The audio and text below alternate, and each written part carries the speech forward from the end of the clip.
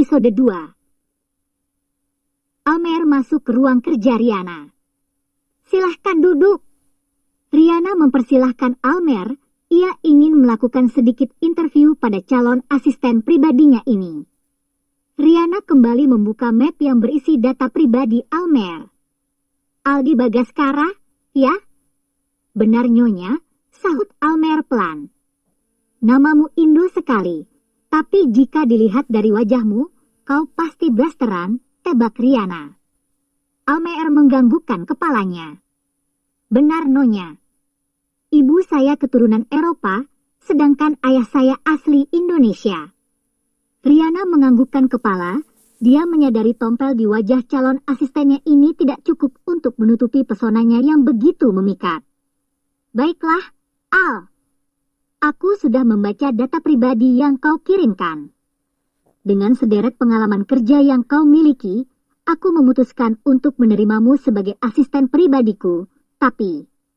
Riana menggantung ucapan di ujung kalimatnya. Almer hanya diam saja, menunggu kelanjutan dari ucapan Riana. Riana meletakkan kembali berkas data diri Almer sebelum melanjutkan ucapannya. Aku yakin kau sudah paham betul job desk seorang asisten pribadi, hanya saja aku menginginkan seorang asisten yang selalu standby selama 24 jam. Aku tidak ingin mendengar alasan apapun, kau harus ada kapanpun aku butuhkan. Saya bersedia, Nyonya, sahut Almer cepat. Sebenarnya Almer sudah mulai menggerutu di dalam hati, biasanya dialah yang selalu memerintah asistennya untuk selalu standby. Sekarang dirinya lah yang harus menjalankan tugas tersebut. Tugas seorang asisten pribadi memang sangat berat, lingkupnya jauh lebih luas daripada sekretaris, karena seorang asisten pribadi adalah otak dan kaki tangan langsung seorang bos. Tugas seorang asisten pribadi banyak. Job desk-nya bukan hanya mengatur skedule kantor sang bos, tidak jarang asisten pribadi juga harus menghandle semua kebutuhan pribadi bosnya. Ya sudah.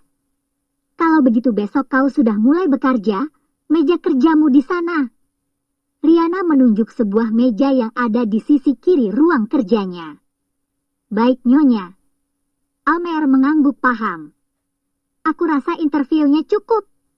Sekarang serahkan ini ke bagian HRD, minta mereka untuk menginput datamu, perintah Riana sembari mengembalikan data pribadi Almer.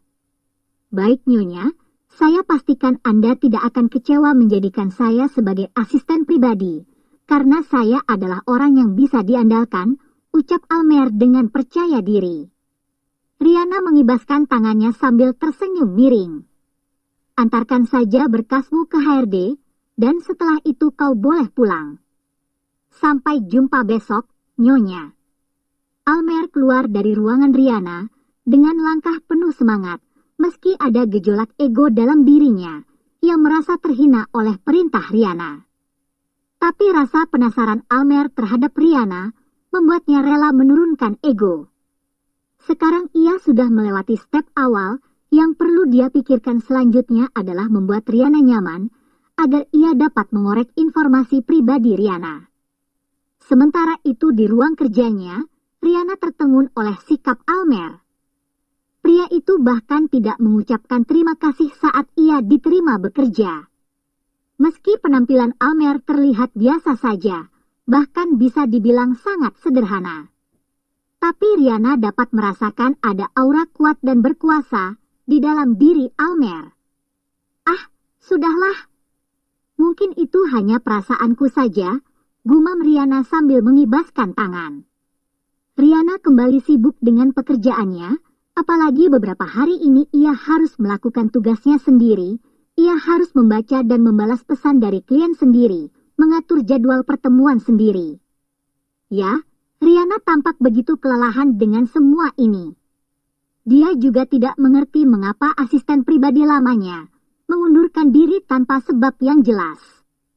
Riana kembali ke rumah saat hari sudah sore, ia melewati hari yang sangat melelahkan hari ini, karena harus menjumpai beberapa klien, dimulai sejak jam makan siang tadi. Riana segera masuk ke kamar mandi, ia mengguyur tubuh sendiri dengan air shower. Air dingin itu terasa sangat menyegarkan, dan dapat sedikit menghanyutkan rasa lelah yang meliputi tubuhnya. Riana mulai melumuri tubuh indahnya dengan sabun. Dia mengusap setiap inci tubuhnya perlahan, usapan yang kembali membawa Riana terbayang malam panasnya beberapa malam yang lalu. Riana sudah berumur 35 tahun, tapi malam itu adalah kali pertama Riana merasakan yang namanya surga dunia. Sungguh pengalaman yang membuat Riana serasa terbang melayang. Bahkan hangatnya percintaan itu masih membekas pada diri Riana sampai saat ini. Riana selesai dengan aktivitas mandinya. Ia memakai baju ganti, lalu duduk di depan cermin riasnya. Riana adalah wanita yang sangat memperhatikan perawatan tubuhnya, yang membuat hampir setiap pria yang melihat akan menelan saliva, dengan pikiran yang melayang entah sampai kemana. "Selamat sore, sayang," seorang pria yang bersetelan elegan masuk ke kamar sambil menyapa Riana. Dia adalah Tuan Taslim, suami dari Riana. Suaminya itu menghampiri Riana, lalu mendaratkan kecupan lembut di keningnya. Riana berdiri, ia mengambil tas kantor serta melepaskan jas suaminya, lalu meletakkan jas tersebut di tempat pakaian kotor. Riana menikah pada saat berumur 20 tahun, usia yang masih terbilang sangat muda. Riana harus merelakan masa mudanya, ia harus menikah dengan Taslim yang notabene seorang duda tanpa anak. Umur mereka pun terpaut cukup jauh, 15 tahun. Riana menikah dengan Taslim karena menuruti permintaan terakhir ibunya sebelum meninggal, ibu Riana ingin menikahkan putrinya itu dengan anak dari temannya. Meski pernikahan ini didasari perjodohan, tapi benih-benih cinta tumbuh dengan cepat di antara Riana dan Taslim. Taslim selalu memperlakukan Riana dengan baik, begitupun Riana. Ia menjadi istri yang sangat patuh pada suami. Riana kembali menghampiri suaminya, lalu bergelayut manja di lengan suaminya itu. Tangan Riana mulai meraba dada bidang suaminya, yang masih terasa kekar berotot di usianya yang sudah menginjak setengah abad. "Aku menginginkannya, Mas," lirih Riana dengan suara serak. Sejurus kemudian bibir mereka sudah saling berpaut, Riana mulai melucuti pakaiannya. Itu juga dilakukan oleh suaminya. Kini mereka sudah polos tanpa sehelai benang pun. Jantung Riana berdebar-debar saat suaminya itu melakukan ancang-ancang untuk memasukinya. Riana sudah menunggu momen ini selama 15 tahun. Sayang, hal yang sama terulang lagi dan lagi. Suaminya itu langsung mencapai puncak ketika menyentuh Riana. Inilah satu-satunya kekurangan dalam rumah tangga mereka. Taslim tidak pernah berhasil melakukan tugasnya sebagai seorang suami.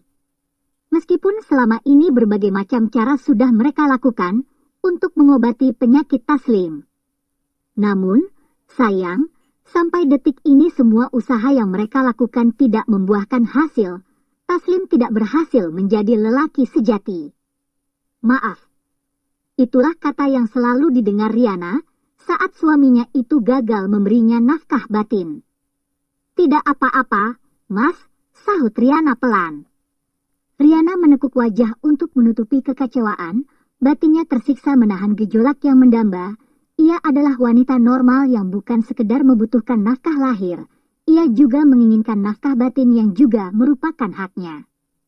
Riana turun dari tempat tidur, lalu mengenakan pakaiannya kembali. "Sebentar, Mas. Aku siapkan air untuk mandimu," ucap Riana seraya berlalu menuju kamar mandi. Bersambung.